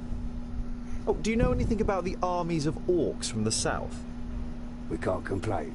The man's tone makes it clear that the conversation has ended here. You carry out the work in silence. As the leader of the mercenaries pays you, you have the feeling that he is trying to transfix you with his eyes. The men leave the workshop without a word.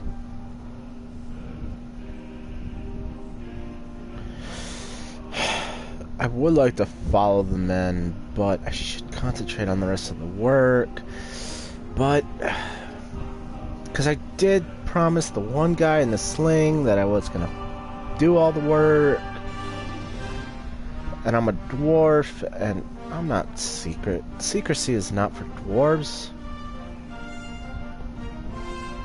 But let's see what happens anyways. The men join a larger group of horsemen, more than a dozen, outside the village. You stay hidden and listen. Not in the village. Go. Search the road between here and Clintal again. The other mercenaries nod and the group rides off. You can't make head nor tail of what's going on here, but you don't like it. You tell the twins about your encounter, and they decide to be especially vigilant over the next days. You spend the night in the smith's house and move on the next morning. Whew, I'm still alive.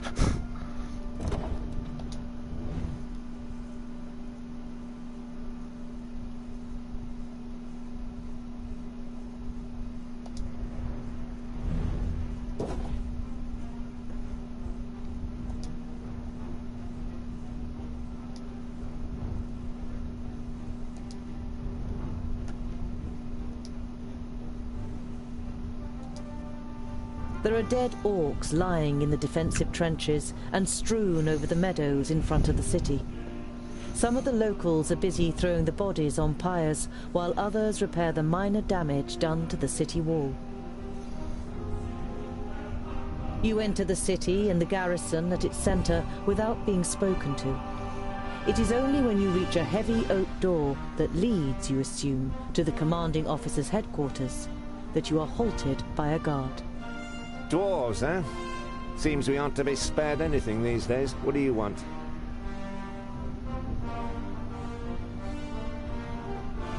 It looks like you've got an orc problem.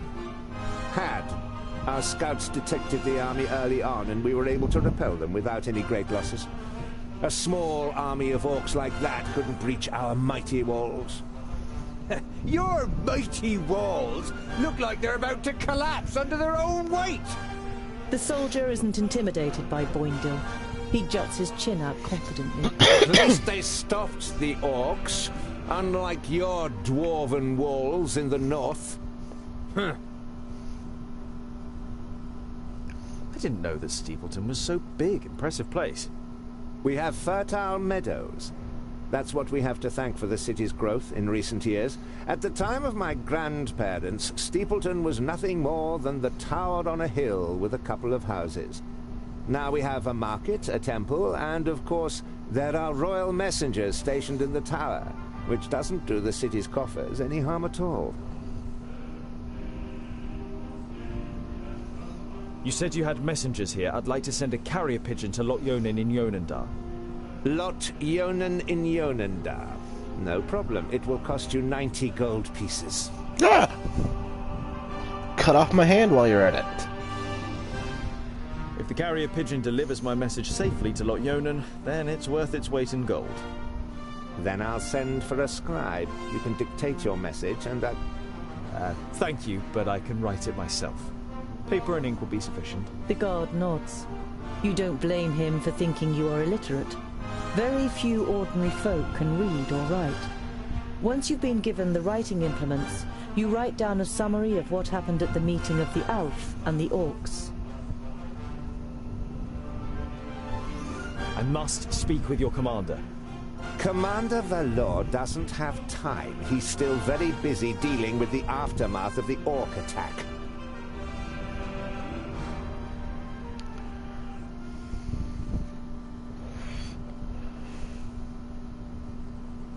Commander Valor is dealing with the Orc problem, and I have important information concerning it. I witnessed a meeting of the Orc Lords. The guard eyes you with interest and tries to judge whether you can be trusted. Finally, he stands up, opens a door, and enters the room ahead of you. The commander looks up from his work. The guard repeats what you told him. Your information about the Orcs could be useful. We have fought them back, but not yet defeated them. Come in. The commander listens attentively, and now and then asks questions, as you tell him about the 3 Orc armies and the meeting of the chieftains with the Al-Sintharas. This sounds very grave. I will send out messengers. We must be prepared. Yes, stay one step ahead. And 2 steps back.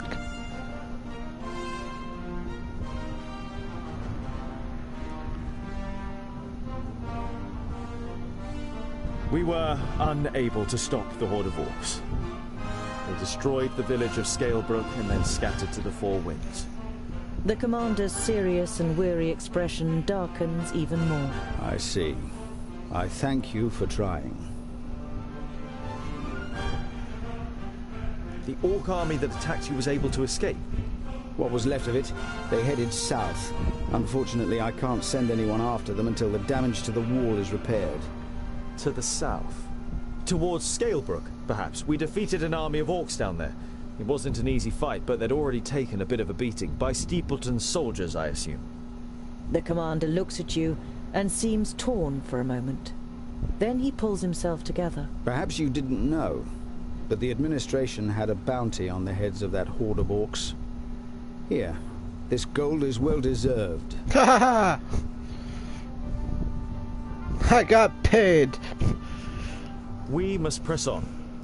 Farewell, Commander. Now it's time to leave. Kill as many orcs as you can, dwarves. Palandir will be with you. What? I didn't get paid.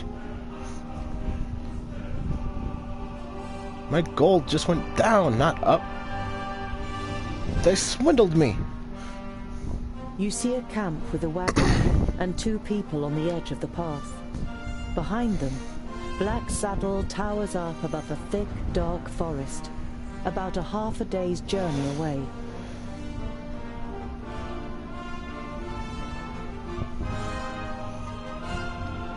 You don't want to give them a shock, so you address them while you're still a distance away. Hello, friends. Is there any space by your fire? The 2 traders look up and visibly jump when they see you 3 dwarves. Ah, hello. Yes, of course. It doesn't escape your attention that you seem to be causing the traders some uneasiness, but you take up their offer and sit down. The twins follow your example. We're only travelers. We're looking for someone who's said to live on Black Saddle. A hermit. Someone who lives here? The traders exchange amazed looks. If they live here, they must be mad. Normally we wouldn't stop and rest here, but the horses are too exhausted. Our departure from Parista was delayed, and we must have driven them too hard. Why does Black Saddle make you feel uneasy? It doesn't look particularly inviting, but it's only a mountain. Only a mountain? You don't know the legend. The trader looks at you and the twins for affirmation, but you all shake your heads. Black Saddle was once known as Cloudpiercer, and it towered up into the heavens, the upper slopes of pure gold and the summit covered in snow. The humans wanted to attain this wealth, but the smooth slopes and the dazzling summit made the climb impossible. They called on the dwarves to help them. They were able to tunnel up through Cloudpiercer to the top. They hollowed it out and carried away the gold. The humans demanded that the treasure be shared, but the dwarves refused, and as they argued, the mountain began to tremble. There were too many holes inside for it to hold together. It collapsed and buried both greedy parties underneath it.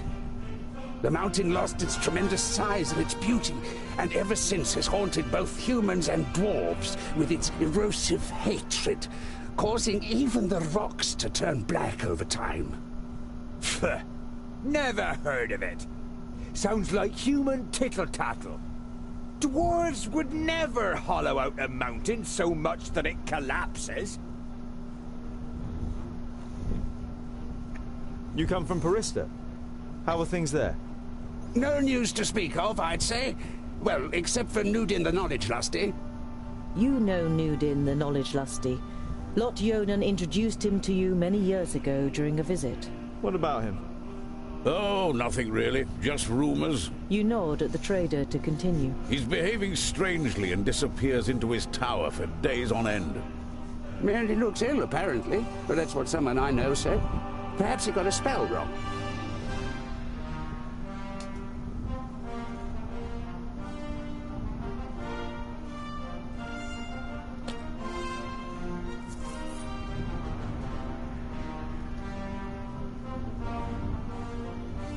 Later in the night, after eating together and some friendly conversation by the campfire, you all decide to sleep, but you take the first watch.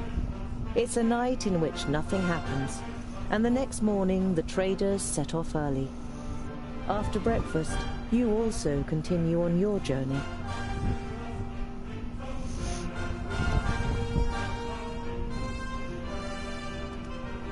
After a march through the thick pine forest, Black Saddle, the sinister tabletop mountain, and your journey's destination rises up before you.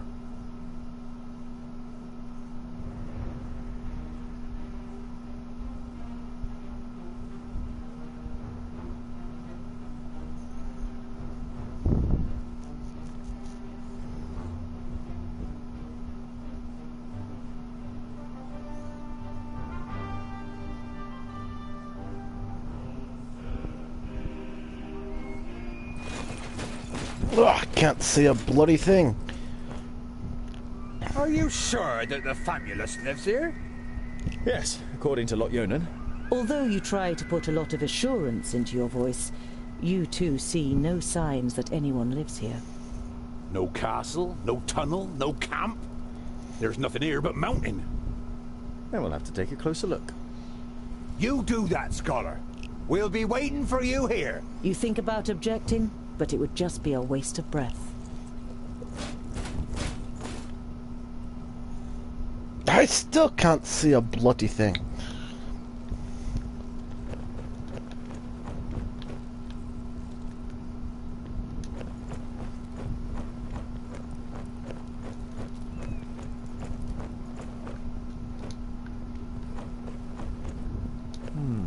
No trace of Guren here either. If he's close, then there must be some kind of cave somewhere in the mountain.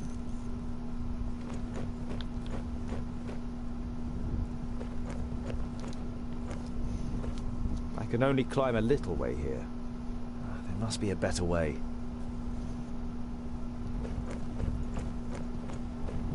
An old tree. Looks like it could fall down at any moment. There we go.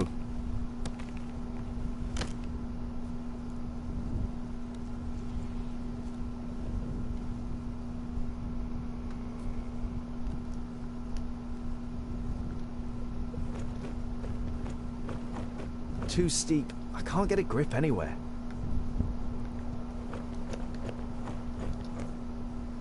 I should be able to get up here.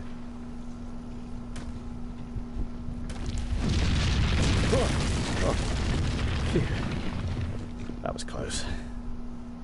Alright, I'm gonna try that again. I hope this is all worth it.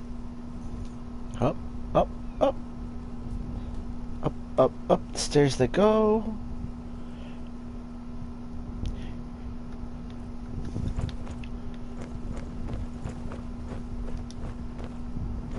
Here's a... No, forget it.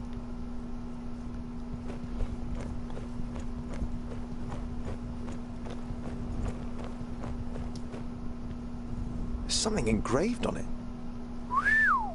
You realize with surprise that they are runes in the Dwarven language. Built with the blood of our enemies, be unyielding as the rock, and soak the land in their blood. Huh? Oh, it did something. Oh yeah, sure, just go on in, check it out. Just a mysterious hole in the cave and a rock just moved on its own. There can't be anything dangerous inside there.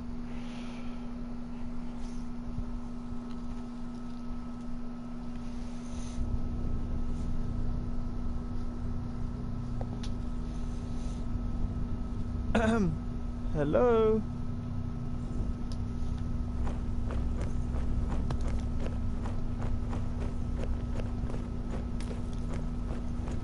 Master Guren? Lot Yonan sent me to bring some items back to you.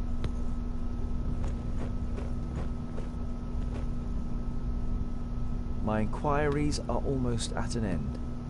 That means I can finally go to be with my sunshine. I have never been to Greenglade, but I think I will like it there. I deposited my most valuable things in the grave of Horengarth before my departure and secured it with magic. The password is... You recognize the following words as rune names, but they're written in the learned language, so you don't know which they are. Greenglade. Oh, great.